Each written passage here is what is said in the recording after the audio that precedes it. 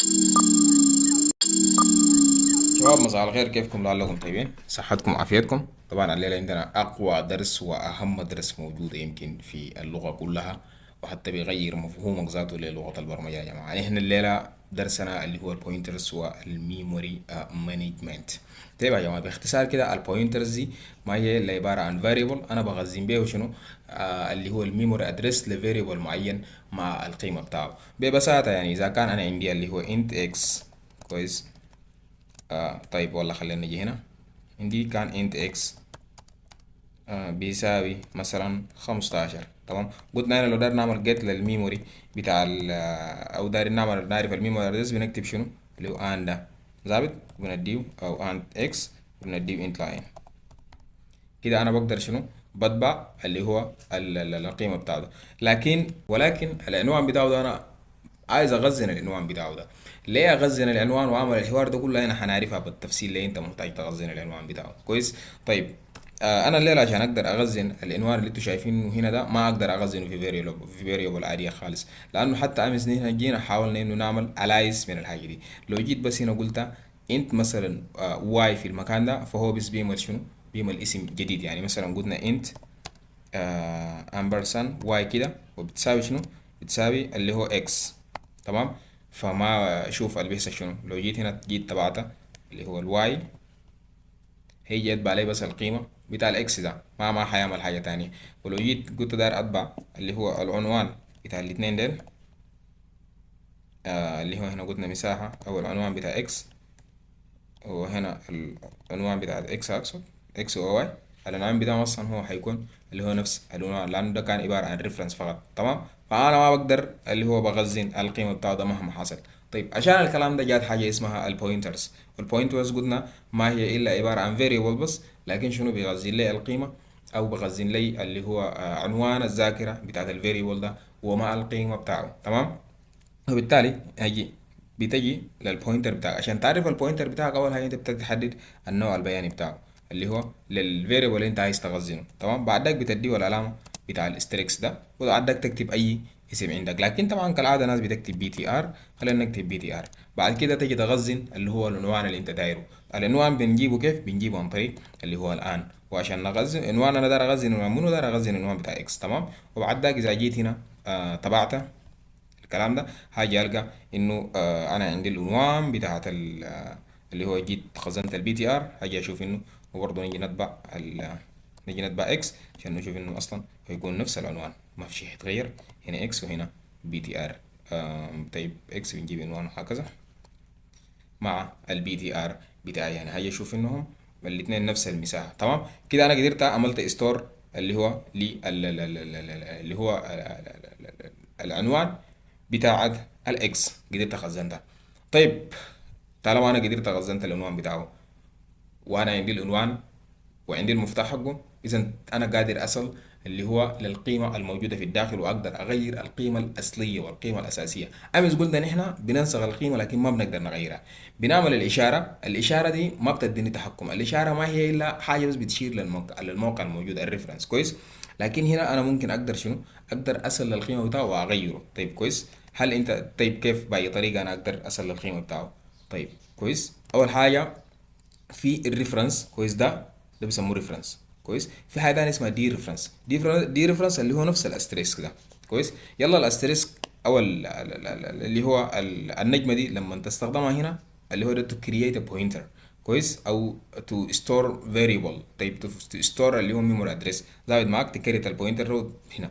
طيب هنا تعمل دي ريفرنس. دي ريفرنس يعني شنو؟ انت قبل خزنت المساحه صح؟ لا، انت حاليا داير تصل للفاليو بتاعه. ريفرنس يعني اشاره. دي ريفرنس انت تفك الاشاره دي وتشيل اللي هو الحاجه الموجوده او القيمه تقدر تسلها جوا. فانا اذا جيت تبعت حاليا البي تي ار بالطريقه دي، هيجي يديني القيمه الموجوده 15. طيب كويس. طالما ادتني القيمه الموجوده ال 15، هل انا اقدر اغيره بعد ده؟ ايوه بتقدر تغيره، لكن قبل ما تغير دايما شنو اللي هو بي تي ار، تديه دي ريفرنس. كويس. بي تي ار، وبعد ذاك بيساوي لك كم؟ مثلا 17.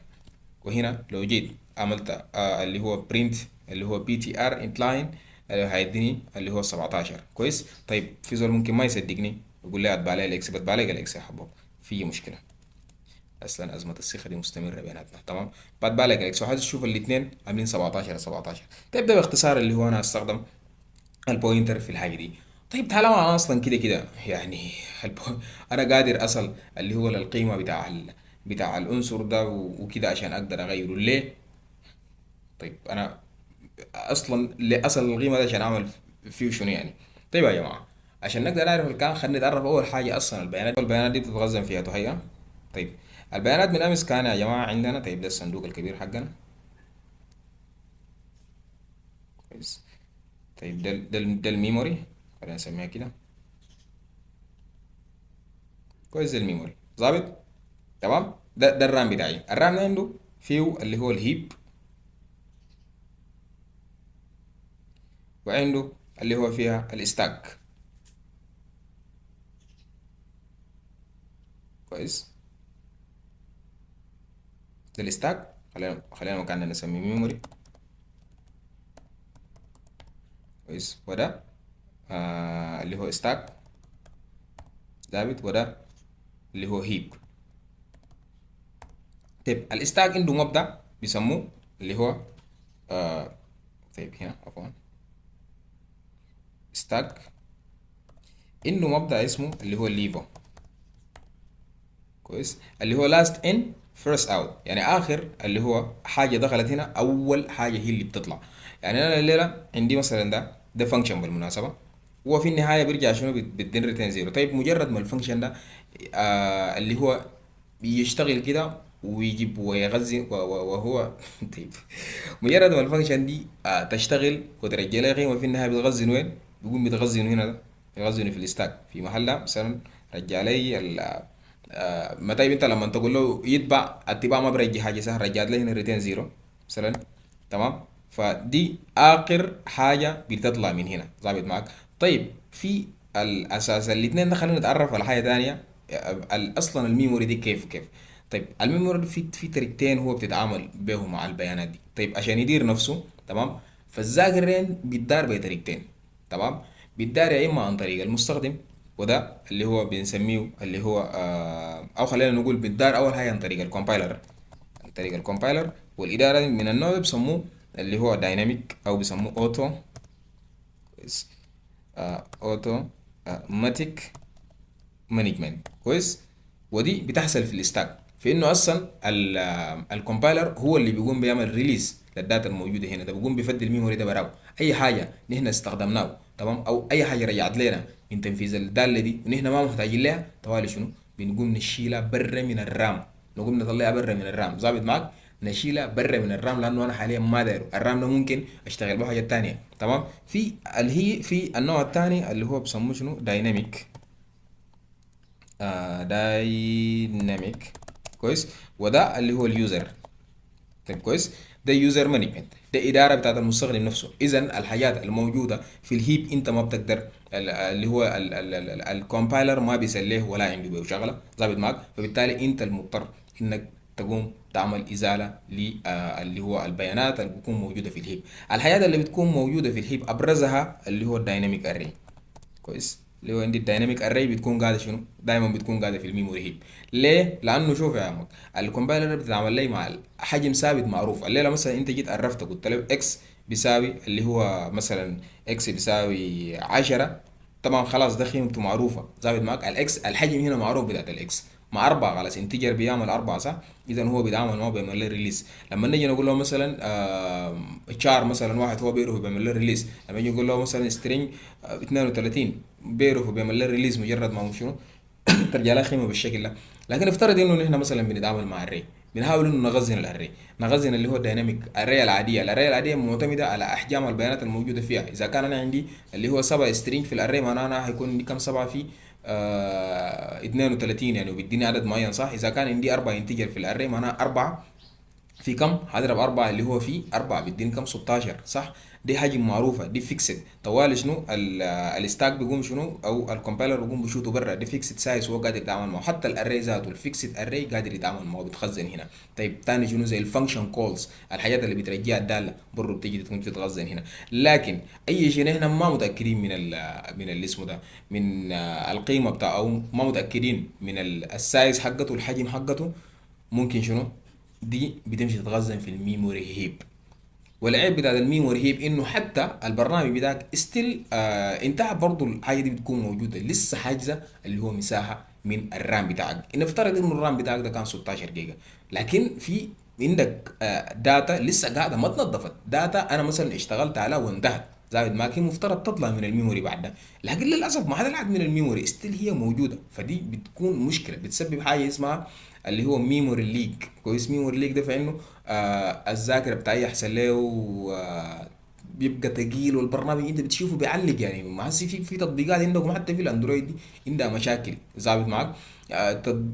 في مثلا اللهم صل على سيدنا، في برامج انت تنزلها مثلا ديسكتوب برضه بيعلق لك الجهاز معاه ده. ليه؟ لانه مثلا الداتا فيها مثلا في جزئيه منها بتتخزن في الرام، في الميموري هيب. يعني عرفتهم كلهم في الرام، لكن في جزئيه بتتخزن في الميموري هيب. اذا انا لما اصلا الداتا دي تكون انا اشتغلت عليها وانتهيت، المفترض تتعمل لها ريليز يعني. فبالتالي الحاجه اللي كومبايلر ما بيعمل لها ريليز او ما بيعمل لها فري من هناك، انت بتعمل له هنا. طيب في محلات تانية في آه زي مثلا في لغه الجافا سكريبت عندك الانجن بتاعه عنده حاجه اسمها جاربيج كوليكتور. الجاربيج كوليكتور ده مهمته انه يجي وراك بس يجي يشوف اي حاجه موجوده هناك انتهى اشتغلنا وانتهينا منه، بيطلع بتعمل له فري، بيقوم بيعمل فري للميموري. فانت ما بتشيل اداره الذاكره نهائيا في مثلا في بايثون، ولا بتشيل في الجافا سكريبت، لكن انت بتشيل اهميته هنا وين؟ في اللي هو اللهم صل على سيدنا، بتشيل اهميته او بتحاول انه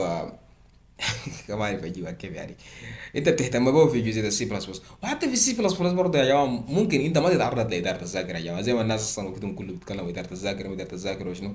ما لما اصلا الموضوع بتاعك يكون كبير شديد وسيستم كبير والحاجات دي، انت استيل هتستخدم الحاجات اللي اصلا اوريدي هتتخزن اللي هو في الاستاك وكده يعني. عرفتها؟ انت ما هتضطر انه في جزئيه من البيانات تتخزن في هيب وانت ما قادر تصل له. ظابط معاك؟ طيب هل استخدام البوينتر بس وصلت لحد هنا؟ لا ابدا، ما لحد هنا. البوينتر يا جماعه عن طريقه انا اقدر ابني اللي هو شنو داتا ستراكشرز. اذا الداتا ستراكشرز الجميله زي اللينكد ليست، زي الستاك، زي الكيو، زي في ستاك ميموري، في ستاك تاني يا جماعه زي الكيو، ومتعرف تاني ما عارف ليك زي الاري، الحاجات دي كلها اتبنت بالبوينترز. تمام؟ هل كلامك ده يستني انه نحن نقدر نبني اللي هو بوينتر لنا نحن؟ ايوه نحن نقدر نبني بوينتر من هنا. طيب عشان نقدر نعمل بوينتر اللي بيحصل شنو؟ اللي بيحصل انه انا حاجه اول حاجه احدد النوع بتاع البياني بتاعي انتجر بي تي ار مثلا، خلينا نسميه اتنين، بتساوي لي بنديه نيو كيورد، وبعد ذاك نديه الحاجه اللي انا عايز اللي هو انشأه اللي هو زي الانت. كويس تمام. كده انا بقى عندي اللي هو داتا تايب من النوع شنو اللي هو بي تي ار. طيب هل انا ممكن اقدر استخدم الحاجه دي؟ وبعد ده انا ممكن استخدمه عادي. بي تي ار 2 وبيساوي مثلا 15، او خلينا نقول يساوي مثلا اللي هو 20. فجيت حاولت اطبقه كده سي اوت عادي كده اللي هو بي تي ار 2 لاين، وممكن نيجي نعمل كومنت لديل.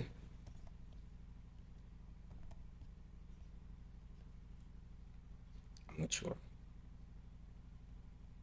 اوكي طيب، السيمي كولون ده قاعدين ننساه كتير يا اخي، والله العظيم جدا بننسى فيه. طيب يا جماعة معلش طبعا ما بديه انا اسمه ده، ما بديه الفانكشن كول دي او البريسز دي بيسموه شنو، التو بريكتس ده انا ما بديه. طيب هنا بي تي ار 2 ده يا جماعة زي ما قلنا هي اصلا البوينتر انا دايما بعمل دي ريفرنس ليه يعني كل ما انشأت حاجة، وهنا بعد ده ممكن اتبع اللي هو الرقم 20 عادي يعني. تمام. ف برضه كعادة ايوه اعمل دي ريفرنس هنا برضه عشان اقدر اطبع اللي هو الرقم 20. تمام. اذا انا كده من هنا قدرت انشأت داتا تايب خاص بوينتر داتا تايب هنا، وبعد ذلك قدرت شنو اللي هو شنو في النهايه قدرت اتبعته يعني. لكن دايما انت لما تيجي تنشئ اللي هو داتا تايبس جديده ده من عندك انت، فلا بد من انه انت اللي بعدين شنو تتحكم فيه وتزيله يعني. ظابط معاك؟ الحاجه دي انت لازم تزيله، لانه اذا انت ما زيلته بعدين يعني ما بتطلع من الذاكره. عرفتها؟ الكومبايلر ما بيمر، لانه الحاجه دي انت عملتها برك، ما عمل الكومبايلر، انت عملتها برك، عشان كده انت لازم تزيله. طيب في حاجه تانية برضه ممكن تبدا ما احسن استخدام للبوينتر في انشاء اللي هو متغيرات لا او كده يعني. فانا اكتر حاجه انا بستخدم البوينتر فيه انه لما داير اكون انشئ دايناميك اري. كويس. طيب انا عشان انشئ دايناميك اري، طيب اول حاجه نحدد النوع البياني بتاعت الاري بتاعي اللي انا عايز اعمله. طيب كويس يا جماعه، الاري اللي حاسس ان احنا بنعمله ده اري من صنعنا هنا، ما عدتنا له الاوبريتنج سيستم، مش ما عدتنا له الكومبايلر ثابت، ما عدتنا له اللغه دي من عندنا هنا بنعملها، لكن بطريقه شنو بتفهمها الكومبايلر اصلا، او الطريقه الكومبايلر بترجمها اللي هو لل او اس هناك وبيفهمها ظابط معاك. طبعا هنا اول حاجه عشان ننشئ لازم نحدد اللي هو الاري ده طوله شنو. طول الاري هنا ممكن نقول له اللي هو ماي اري سايز، خلينا نسميه هنا ماي اري سايز. كويس، ونديه كده. كويس، ده دايناميك اري بالمناسبه. كويس، لو ما دايناميك اري كام اديناه الحجم قلت له مثلا يساوي 2 ظابط.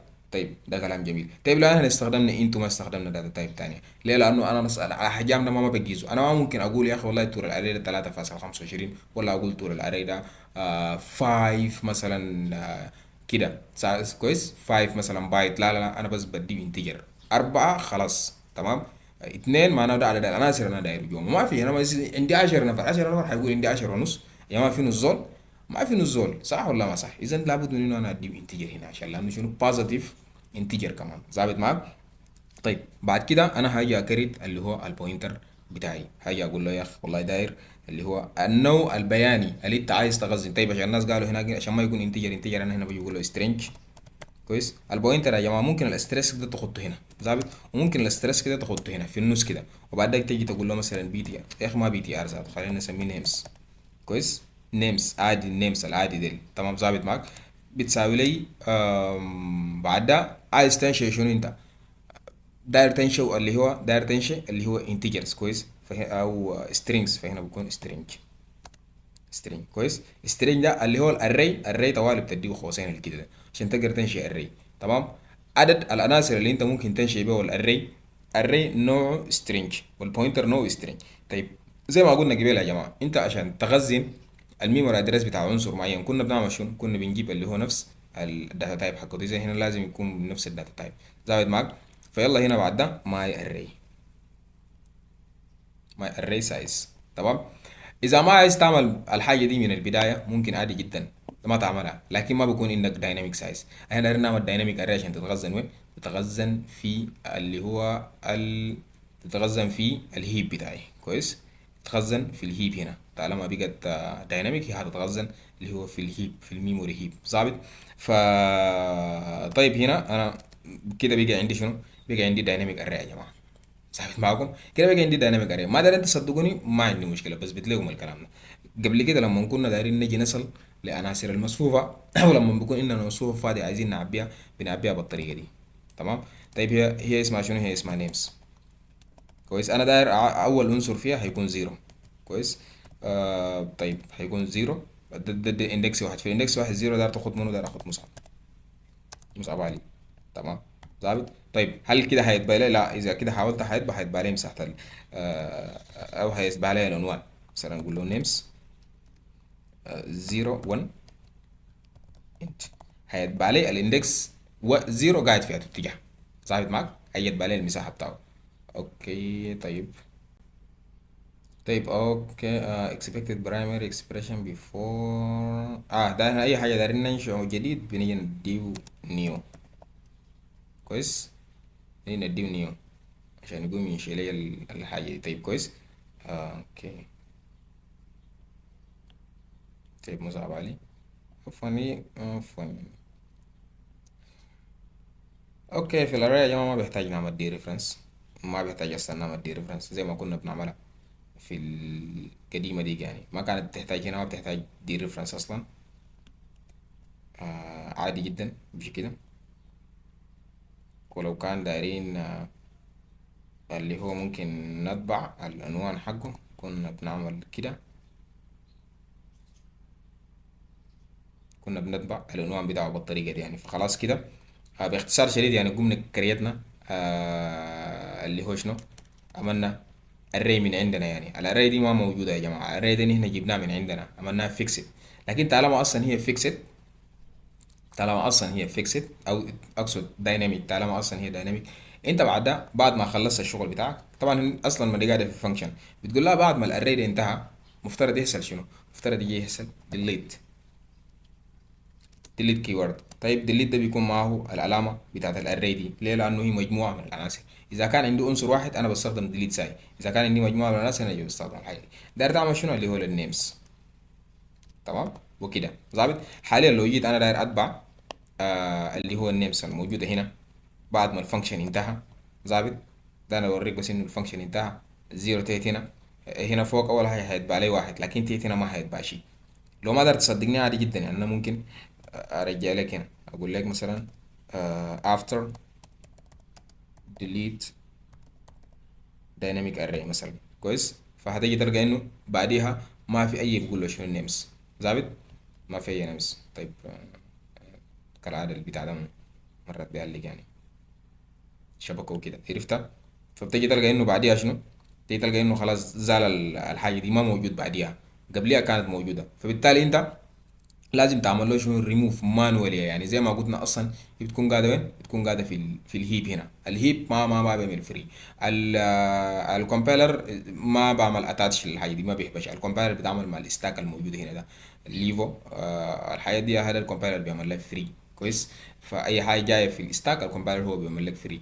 ودايما لما يكون قاعد هنا الوصول له اسهل، وفي نفس الوقت التعامل معه اسهل، وفي نفس الوقت اسرع. كويس. هنا بيكون اسرع ليه؟ لانه اي حاجه كومبايلر بيعمله يعني. واحنا عارفين انه لما انت المستخدم بتاعه هاي والكومبايلر بيعمل حاجه، الكومبايلر دايما سريع. عرفتها. ودايما عنده زي الخاصيه الجميله دي الليفو لاست ان فيرست اوت. اول اخر حاجه دخل اول حاجه هو هيطلع. خش كده اطلع امشي. تمام. يعني لما نجي في الفانكشن هنجي نتدرب على خاصيه الليفو ونستخدم فيها مثلا زي الستاك اللي بعدين هنستخدم قناه الستركشر. هناك هنقدر نعرف الحاجه دي يا جماعه. اوكي. طيب يا اخوانا 200 في زول بيقول لي ممكن ميموري مانجمنت. انا 200 محتاج حاجه. بيقول لك وين you don't know how much memory you will need in advance. ما معروف انت مقدما او انت اللي قدام محتاج كم مساحه من الذاكره. انت ما عارف الحاجه دي. كويس. في نفس الوقت برضه انت داير تمشي او داير تخلي مثلا آه، ما ياهو انت ما عارف المساحه بتبقى كم. دي معناها شنو؟ دي معناها انت هتخلي مساحات يعني تكرر او او تنشئ مساحات متتاليه في الذاكره عشان تخلي شنو المستخدم يقدر يضيف يعني. ظابط معاك. مثلا زي هنا عندنا اللي هو الديناميك اري بننشئ مساحات اللي هو لقدام، او بننشئ مساحه كل مره والتانيه. ظابط. كل مره انا بنشئ اللي هو مساحه لمتغير جديد. ده متغير جديد قاعد هنا. ظابط. تاني انا متغير جديد او عنصر جديد تاني انا بغذي بعمل له مساحه هنا. اللي بعديه برضه بعمل له شنو؟ مساحه في المكان ده. تمام. انا بنشئ المساحات دي باستمرار في الهيب بالنسبه اللي هو اللي مثلا لاري او غيره يعني. داتا ستراكشر بيشيل له مجموعه من البيانات، لكن انا ما اعرف البيانات دي بتبقى كم. اذا بالتالي انا بخلي الهيب هو يتعامل مع الحاجه دي كل مره، ينشئ فيها مساحه اضافيه وانشئ مساحه اضافيه لغايه ما نصل لاخر اللي هو شغل. انا خلاص مجرد ما انا خلاص وصلت لاخر حد عندي تاني ما عندي حاجه داير اضيفه، يلا يا كومبايلر او قوم شنو اعمل ديليت من هنا. ده انا اكسبلسيتلي زي ما بقول لك صريحا انت بتتكلموا انه شنو يعمل ديليت للحاجه دي بعديها. بيجي بيعمل الديليت من دون اي مشاكل. وبعد السيستم او البرنامج حق دي البروجرام حق دي بيكون سريع. هو بيأثر بالمناسبة البروجرام بتاعك ده، هو لما يكون بطيء هو مش مؤثر للبرنامج ده، هو مؤثر للذاكرة اللي هو أصلا جزء من الهاردوير اللي أصلا هو الأوبريتنج سيستم بيقوم بيستخدمه. هو برضه بيستخدمه الموارد ده، بيستخدمه البرنامج حقك وبيستخدمه الأوبريتنج سيستم يعني. فأي تأثير من غير البرنامج بتاعك فبيستهلك مساحة أكتر. مثلا أنا جاتني والله يا أخي عندي كورة يسوي مثلا الجيل السابع نقدر خلينا نقول إنه الميموري بتاعه كان 4 جيجا بايت. 4 جيجا بايت ده اذا اصلا انا عندي كان برنامج بيستهلك 3 جيجا مثلا بعواره كده، ممكن صعب 3 جيجا لكن بعواره كده يا اخي ده ممكن يصل حد يقول لك شنو ستاك اوفر فلو. طبعا ستاك اوفر فلو ده لما الميموري يصل حده يعني انت كسامي بالمصطلح ده كتير يصل حده تاني ما يقدر يدملي فول يعني. دي مشكله بالمناسبه. عرفتها. فعموما دي ببساطة شديد يعني 200 نستخدمه. وبرضه هنا you need large flexible amount of data تقريبا برضه زي ده. you want مثلا full manual control over memory مثلا performance critical code. الحاجات دي مفاهيم متقدمة شديد، لكن بس انت حاليا بتعرف الدرس ده بس عشان يعرفك انه في الحاجة دي، ويوريك انه اصلا في حاجة اسمها إدارة ذاكرة في السي بلس بلس بالطريقة دي يعني بنديره.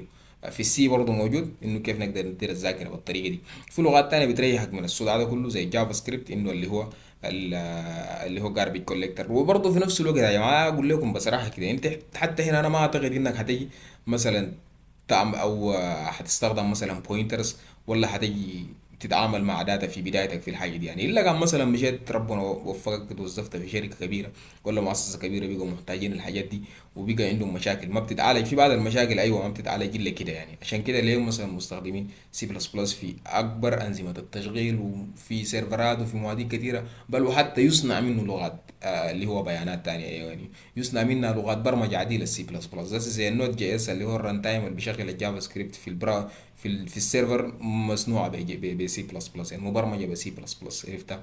فهي لغه عظيمه جدا وقويه وكده يعني. اسف جدا انه لها الكلام ما انا ما لاقي يعني، مش ما لاقي انما حتى انا ما تعلمت استخدمه في الاستخدام العام. فعشان كده اغلب الشرح ما بعمق شديد يعني، عمق بتاع زول هسه مستخدمه في برامج حقيقيه وفي برودكشن وكده، الشرح بيكون مختلف والله الصراحه. لكن دي الطريقه اللي قاعد اشرحها مناسبه، انا متاكد كمان انها مناسبه مع المبتدئين وبيفهمهم يعني. والحاجه دي الكورسات دي مستهدفه بقى الناس اللي ما فاهمين حاجه في البرمجه، والناس اللي هو الطلاب بتاع الكليات، فمستهدف الاثنين دول، عشان كده مستخدم النوع ده من الشرح. فلو وصلت لغاية هنا من الفيديو، فأتمنى إنك تشارك المقطع، وبرضه تدينا لايك جميل كده، وتتكلم عننا بصورة كويسة في صفحتك وكده. أسعى ولعل في ناس تانيين يعني يستفيدوا من وراك، والدال على الخير كفاعله يعني. وأنا شاكر لكم جدا جدا يعني. وخلاص دي يمكن آخر درس في جزئية الميموري مانجمنت كلها. بعد ده هنجي ناخد اللي هو فانكشنز، ونجي ناخد جزء من الداتا ستراكشرز، وبنختم بقى اللي هو الموسم الأول أو الجزء الأول من الاسينشال واحد او الاسينشال واحد. بعدين نمشي ناخد اسينشال اثنين او انترميديت في اللي هو كان الاو او بي. وشكرا لكم كثير يا جماعه. انا مصعب علي عبد الرحمن، مقدم كورس اساسيات البرمجه بلغه سي بلس بلس يعني. فشكرا لكم كثير، شكرا لكم كثير يعني.